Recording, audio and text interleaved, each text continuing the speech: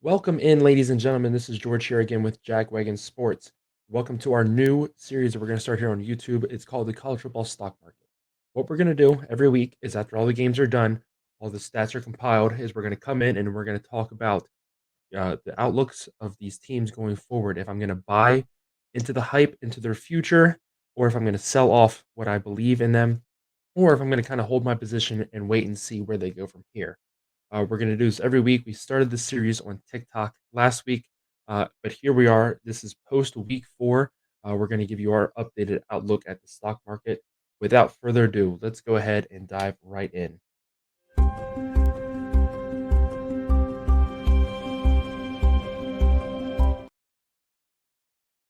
All right. So starting off, let's go ahead and look at what we did last week. These are the teams I bought, sold, and held my position on. I bought into Ole Miss and Ohio State. The Ohio State one worked out. The Ole Miss, not so much. We'll talk about that here in a minute. I sold my positions on Michigan and Tennessee. Michigan, I sold off because, I mean, coming into the season, they had national championship expectations. Coming off the semifinal loss the last 2 years, a lot of that talent returned. They had high hopes. I just have not believed what they have shown me through the first couple weeks. Their defense is absolutely there. Their offense concerns me, especially with McCarthy throwing 3 interceptions against Bowling Green. I still feel the same way. They might be able to win the Big Ten. They might be able to make the playoff, but this is not a national championship winning team. The other team I sold off on was Tennessee. I bought way too much into the Joe Milton hype in the offseason. I believe that this Tennessee team could compete to win the SEC East, especially with how Georgia looked to start the year. That has not been the case. I held my position on Florida State and Texas mainly because of the performances they had against lesser competition. They both really played down. Looking at that Florida State game against Boston College, it could have just been, especially with how Boston College played this past week against Louisville. I really feel like it contributed more to the passion Boston College brings to the red bandana game. In Texas, they like to play down to their opponents from time to time, but letting Wyoming hang around like they did really concerned me. They looked good against Baylor this past week, though. So let's go ahead and look at some performances from week 4 and how it has me feeling on 10 teams here. First team up is a team I'm going to be buying on. I'm going to be buying Air Force Sock. I really like how they look so far. Everybody's looking at Fresno State right now and how Fresno State looks um, in terms of the Mountain West. They've won uh, Power 5, beaten 2 Power 5 opponents on the road. But I think Air Force is another school a lot of people need to put some attention on. They won 45-20 this past week at San Jose State. They were down 2017 at halftime. So they shut out San Jose State in the second half. Their offense really got rolling there with the run game. They have the number 4 rush defense in the country right now.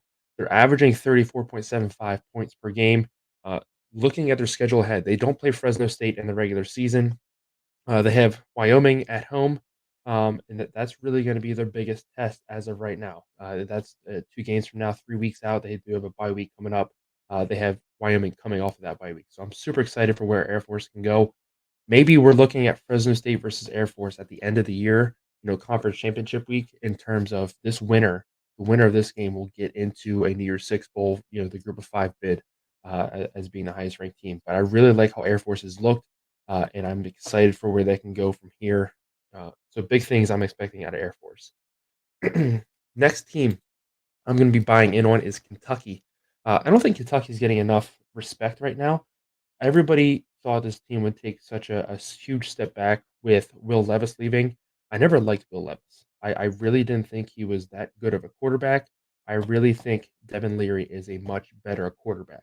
I think Kentucky absolutely has a top 25 worthy team. If you look at their upcoming schedule here, they have Florida at home this week, and then they're at Georgia. Those are 2 show me games. Show me how good this team really is. I have them beating Florida. I think this is a better team than Florida. We're going to talk about Florida here in a little bit as well. Not super impressed with how they looked this past week. And their one marquee win right now is against a Tennessee team that I think is way overbought and overhyped right now. After that, they have Missouri and Tennessee at home. So their next 4 games, uh, all going to be very difficult. 3 of them, or excuse me, all 4 of them are against ranked opponents. But I think Kentucky is much better than 2 of these teams. I think if Georgia continues this pattern of slow starts, and their defense has not impressed me as much as they have in the past. I mean, I know obviously they lost a ton of talent to the NFL, but if they get off to this slow start that they've had the almost the entire season so far, if Kentucky can jump up 3, maybe possibly 3 scores, who knows what happens in Athens there on October 7th. But you look at the results. The one result that sticks out to me and concerns me is that Eastern Kentucky game. It was week 2, and since then they've really shaken it off. They've played really well, 35-3 and 45-28 wins. Um, but this offense is really balanced as well. I'm super excited for how they're playing, and I think Kentucky deserves a little bit more respect than what they're getting right now. Let's look at the first team I'm going to sell on, and that's going to be UCLA. On Saturday mornings, out of the tunnel, when we preview the entire day and get you ready. This was our game of the week: UCLA at Utah. Cam Rising did not play for Utah. He took another week off to get that knee ready and prepared. They had 9 rush yards in this game. UCLA was held to 9 rushing yards. Um, they I really I thought that this was UCLA's chance to put a statement down that, hey, we're here. We can still compete to win the Pac-12. I think if anything, it showed me that no matter who's playing for Utah, they can win football games. Um, Cam Rising is going to come back and be healthy here. Maybe this week. Maybe the week after that. Who knows at this point? Regardless, I think that's going to be a very scary Utah team. Utah team that has to play USC, Washington, Oregon, those are just the 3 big names as of right now. UCLA doesn't get a break here. They have Washington State at home in a week. They don't play this week. They have off. Then they're at Oregon State. They do have at Stanford, but then they're home against Colorado. Colorado is a team by that point is going to be put through the ringer, and we're going to find out if this team is ready to buckle down and play. I think they will be, and that's a concerning game for me to for UCLA, even though it's at home. But they do not have an easy schedule coming up again with Washington State and Oregon State, 2 teams that I think are absolutely in the top of the Pac-12 conversation right now. So concerning things for UCLA with how much they struggled against Utah on the road. And I do understand. Let's go back to this real quick. I do understand it was a freshman quarterback's first time in really a difficult environment. He did play on the road at San Diego State. No offense to San Diego State, but that's no Rice Eccles Stadium. Utah brought out the noise for this game, and they showed up.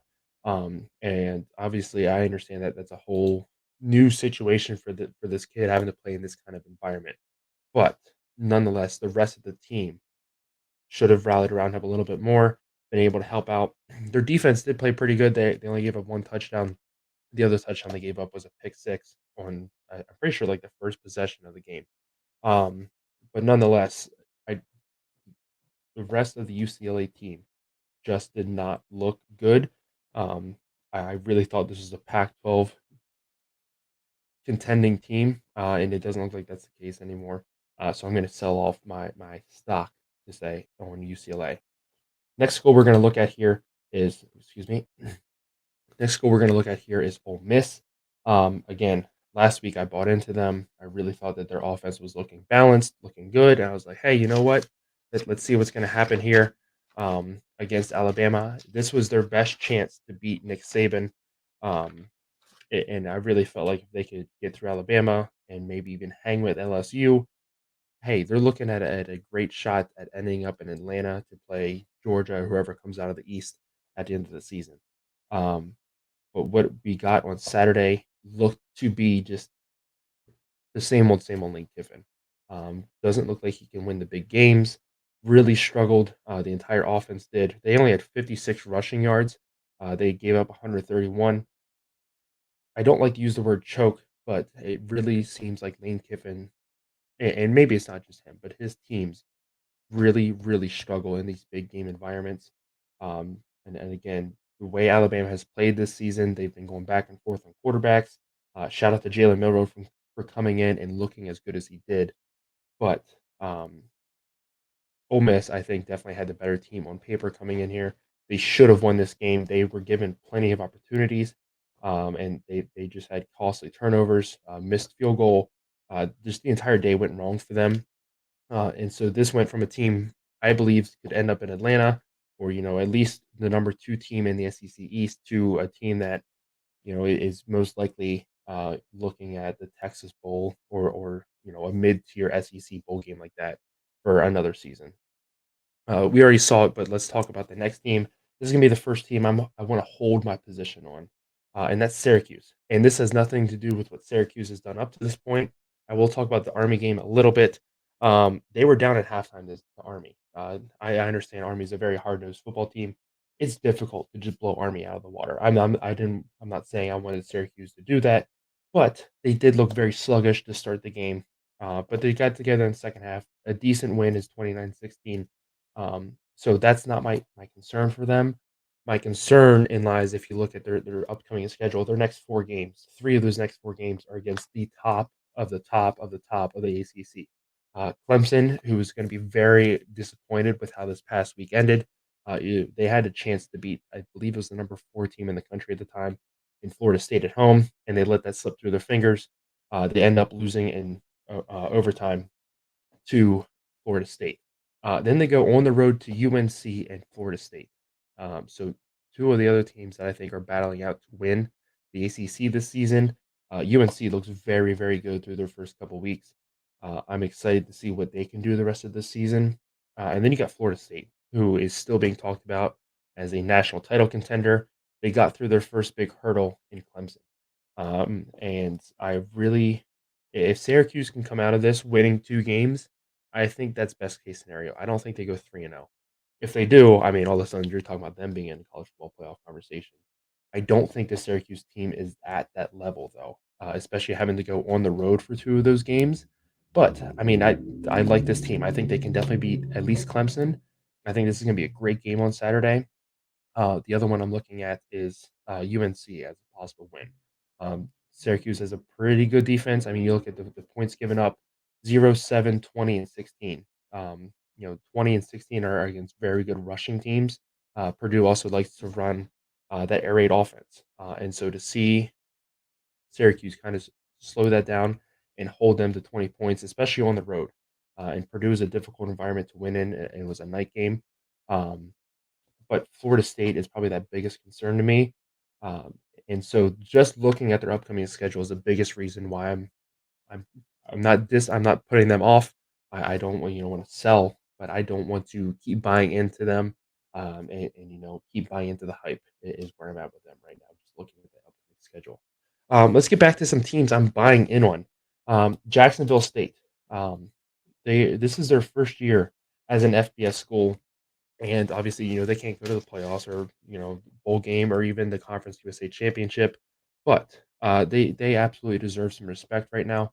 I think this is the 2023 version of James Madison in 2022. James Madison, their first year in the FBS level, they dominated the Sun Belt. If they were postseason eligible, they would have went to the Sun Belt championship game and then a bowl game as well. If you look at Jacksonville State right now, they have 1 loss, they're 3-1. That 1 loss is on the road at Coastal Carolina. We'll talk about Coastal here in a little bit. Their wins, though, are pretty impressive. An Eastern Michigan team that I was very high on coming into this season, a lot of people were as well. They beat them 21 to nothing at home. Eastern Tennessee State, an FCS school, they beat up on them 49 to 3. And their very first game, being an FBS team, is a week 0 game against UTEP at home. UTEP came in as big favorites. Everybody's expecting big things out of UTEP this year, and Jacksonville State goes out there and beats them 17 to 14. So I really like how this team is playing. They do have Liberty coming up. That's obviously going to be a very difficult game. Um, but they have 355 yards per game is their average right now. They play 2 very poor rushing defenses coming up, so I think that's gonna help them a lot. But I absolutely think Jacksonville State can have a good season, and, in 2 or 3 years, once they are postseason eligible, I'm expecting big things out of this team. But I just wanna shine a little light on this team because for a school that just got promoted to the FBS level, they look very, very good. Next team we're gonna look at is Washington State. I wasn't ready to buy into the Washington State hype just yet, just knowing that what their upcoming schedule was. But to start the season, they beat Colorado State on the road 50-24. Then they played Wisconsin at home and they beat them. Wisconsin came in heavy favorites, new head coach, new offense, all this stuff. Washington State was a team that beat a bad Wisconsin team on the road last year, and so everybody was, This is a much different team. That was a close game. This is going to be Wisconsin's game to lose." And Washington State goes out there and beats them. Cam Ward looks so impressive right now. Um, his name is not getting talked about enough for Heisman consideration. He has over 1,300 passing yards through 4 games, which is just an unbelievable number. They have 2 ranked victories now. And all of a sudden, this team went from, "Hey, this is probably a mid-tier Pac-12 team," to, This is absolutely a team that can win the Pac-12 title depending on what happens from here on out." If you look at their upcoming schedule, I think they win their next 2 games against UCLA and Arizona, and then they have, Oregon, on the road. That's gonna be a difficult game. Obviously, we just saw what the Ducks did against Colorado, but, this is a Washington State team that likes to give Oregon fits. And if Oregon is not fully prepared for this game, that's a great game for Washington State to go on the road. If they beat their 3rd ranked team of the season, um, the sky's the limit for this team. I'm excited to see where this can go. Cam Ward has matured and developed so incredibly from last year to this year. I really thought that he was just gonna be the same old from last year, and that's why Washington State wasn't gonna improve that much more. But he and the entire Washington State team have really proved me wrong. Um, this was a great game between Washington State and Oregon State on Saturday night. I'm not out on Oregon State yet. I mean, a 3-point loss on the road is difficult, but they still have the remaining schedule and the talent to make their season better from here on out. So I really like what Washington State's doing to this point. Let's get back to teams. I'm selling on Texas Tech. Coming into the season, I was so high on Texas Tech. I really felt like the Big 12 was theirs for the taking, and they could set themselves up as a Big 12 power for years to come with Texas and Oklahoma leaving. Rough start to the season. They had 2 losses, one on the road to a group of 5 school in Wyoming, who's turned out to be a very good football team, and another team in the mountain. There is 3 teams at the top of the Mountain West right now. That is going to be a fun race to the end of the season to watch. I'm excited for that. Um, their second loss was at home to Oregon, which, I mean, if you take out that loss to West Virginia and you showed me that Oregon and Colorado game before Texas Tech played, I said, "Wow, Texas Tech looks even better after that." They hung around with Oregon. They gave Oregon all they could handle in that game. They Oregon kicked a late field goal to go up, and then the pick six to kind of seal everything.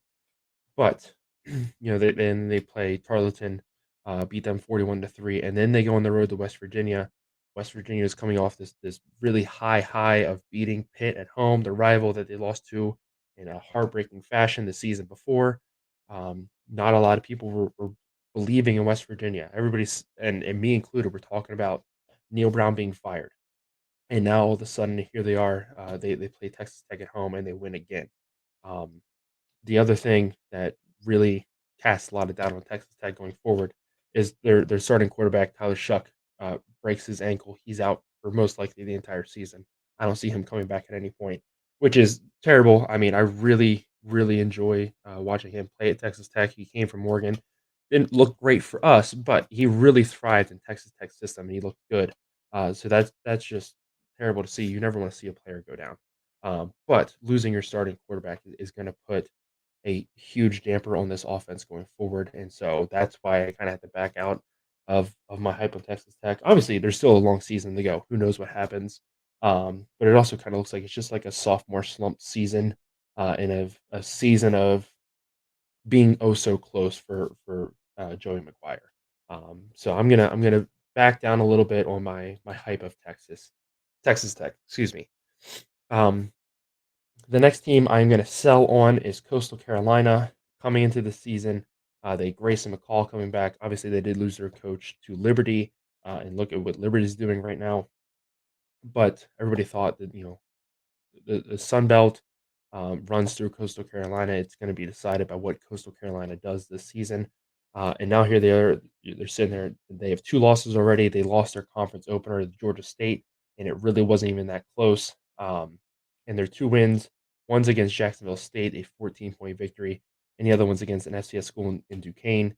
I really don't understand why Duquesne plays so many damn FBS schools. Because I mean, I don't follow the FCS standings that much, but like they can't be that good in the FCS because they come up here and routinely get beat by like 50 to 40 or whatever. Um, so 2 ugly losses so far. Their games coming up. They're at Georgia Southern and at App State. 2 teams that look amazing so far. App State just had a thriller at Wyoming, and Georgia Southern looks very good right now. They hung around with Wisconsin for a little bit before their turnovers caught up with them. Um, Georgia Southern looks very good right now. They just came off shellacking Ball State. Um, so very difficult road ahead for Coastal Carolina. They also play Marshall in a couple weeks. Marshall looks very good, coming off beating Virginia Tech at home. I really like what Marshall's doing as well up there in West Virginia. West Virginia is having a pretty good football season as a state so far. So I don't think Coastal Carolina is going to. They still probably make a bowl game. I'm not going to go that drastic that they miss a bowl game or anything, but I don't think they're competing to win the Sun Belt this season. Is where I'm at. And last team we are going to talk about today. Um, this is supposed to say Florida. I apologize, but I'm going to hold my position on Florida. A lot of people bought back into the hype after after they beat the Tennessee team. I was more so dismissive of how bad Tennessee was, rather than saying Florida was that much, that good of a football team. But I mean, looking at what Utah is doing right now, still missing their starting quarterback, still undefeated, losing on the road on a Thursday night, 24-11, is looking a little bit better. I mean, their defense didn't look that great, and there's still a lot of concerns and questions around that defense. But my main concern with Florida right now is watching that Charlotte game. They scored early, they got their first touchdown, and then they kicked field goals the rest of the game. And that's how they got the 22 points, 22-7 win. That's not how you want to see a Florida team play. I understand they're probably coming off that high of beating Tennessee, but and maybe they're looking ahead to at Kentucky this week.